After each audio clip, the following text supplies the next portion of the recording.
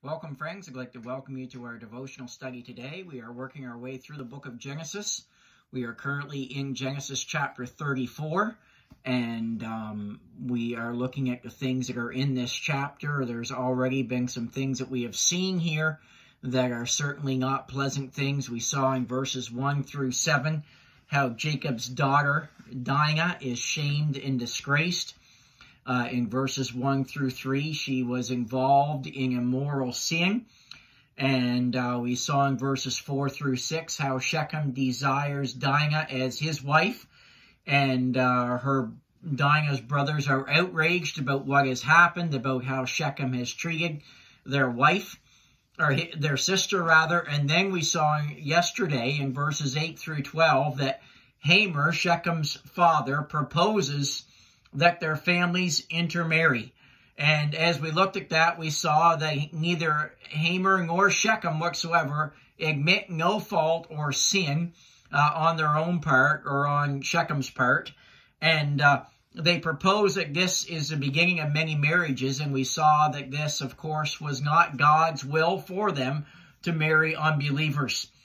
Now in verses 13 through 24, we're going to read those verses today and just look at a couple of highlights from these verses. We're not going to go into these verses in great detail, but in these verses, we're going to see that the sons of Jacob demand that that Hamor, Shechem, that whole crowd be circumcised in order that they would be able to, in order to make them to the place that they would be allowed to marry intermarry. And, of course, this is a clever but deceitful plan we're going to see as we work through these verses today. And we also are going to see here that Hamor's people comply, and the reason why they comply is for deceitful reasons as well. So, with that in mind, let's read Genesis 33, beginning in verse 13 down through to verse 24, and then we'll get a few highlights from these verses. Genesis 34:13 says, "And the sons of Jacob answered Shechem and Hamor, his father, deceitfully." Notice that. They answered him deceitfully, and said, because he had defiled Dinah their sister. And they said unto him, "We cannot do this thing, to give our sister to one that is uncircumcised, for that were a reproach unto us. But in this will we consent unto you, if ye will be as we be, that every male of you be circumcised. Then will we give our daughters unto you, and we will take your daughters to us. And we will dwell with you, and we will become one people. But if you will not hearken unto us to be circumcised, then will we take our daughter, and we will be gone." And their words pleased Hamor and Shechem, Hamor's son. And the young man deferred not to do the thing, because he had delight in Jacob's daughter, and he was more honorable than all the house of his father. And Hamor and Shechem his son came unto the gate of their city, and communed with the men of their city, saying, "These men are peaceable with us, therefore let them dwell in the land, and trade therein. For the land, behold, it is large enough for them. Let us take their daughters to us for wives, and let us give them our daughters. Only herein will the men consent unto us, for to dwell with us, to be one people. If every male among us be circumcised as they are circumcised." Now notice this. "Shall not their cattle and their substance and every beast of theirs be ours? Only let us consent unto them, and they will dwell with us. And unto Hamor and unto Shechem his son hearkened all that went out of the gate of his city, and every male was circumcised, and all that went out of the gate of his city."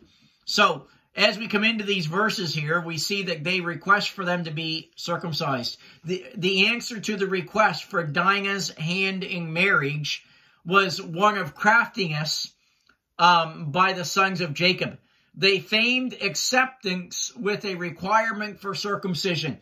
And as we move through these verses to the end of the chapter, in our next day together, you're going to see that Levi and Simeon, the full brothers of Dinah, have a very deceitful plan that they are working out through all of this. So, this answer that they give in verse 13 to them, the sons of Jacob give, was an answer that was deceitful. And as we think about that, what we see from this very simply is this. We see like father, like son. Jacob is a very deceitful man. He has used treachery and deceit a number of times in his life, and now his sons are doing the exact same thing in these verses. We must be very careful what we allow in our lives, because the simple truth of the matter is what we do and what we say and who we are will rub off on our children, will be caught by our children. As a matter of fact, let me say this, what you do, parent, is speaking a lot louder than what you say. So we need to be careful that we are living in a way that honors and exemplifies the Lord Jesus Christ. So they are working through with deceit here. And then in verse 18, it says this, and their words pleased Hamor, and Shechem, Hamor's son.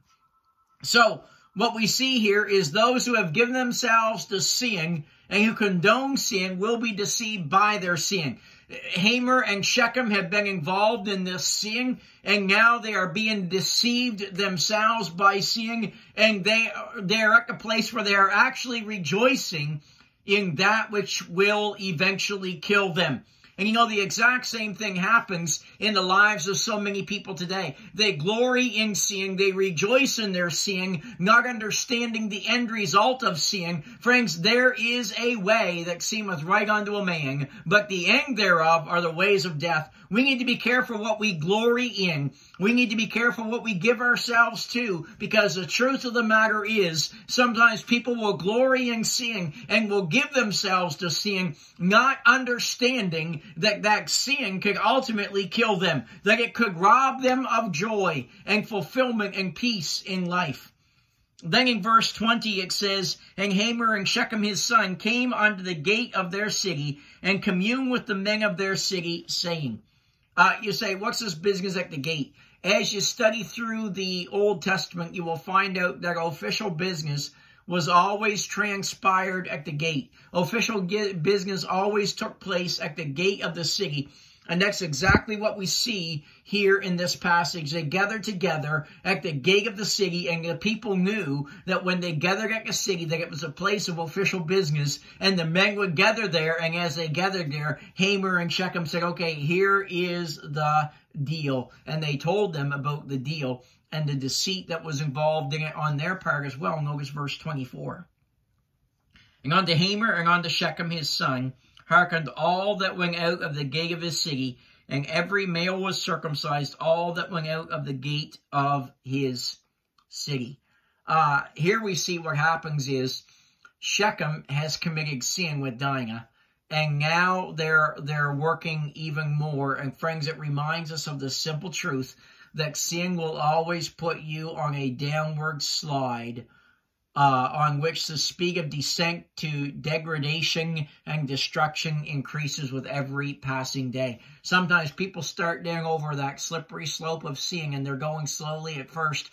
But the further down that slope you get, the steeper it gets and the slipperier it gets, friends, until they realize that people have sunken into sin way deeper than they ever intended to go. And friends, that's why it's so important that we deal with sin early. That's why it's so important, friend, that you keep short accounts with God, that you do not allow sin to go unchecked in your life, because the longer you allow it to go unchecked and the longer you dabble in it, the deeper you will get, and the quicker you will find that that slope is getting very slippery and sliding you down in even deeper. Friends, procrastination is never good. But procrastination, when it comes to sin and dealing with sin and repenting of sin, is very dangerous and very evil, and it will continue to lead you on a downward spiral, a downward slide that will go very quickly into sin. Let me encourage you today, friend, keep short accounts with God. Our next day together, we will look at the conclusion of Genesis chapter 34. Have a great day, friends.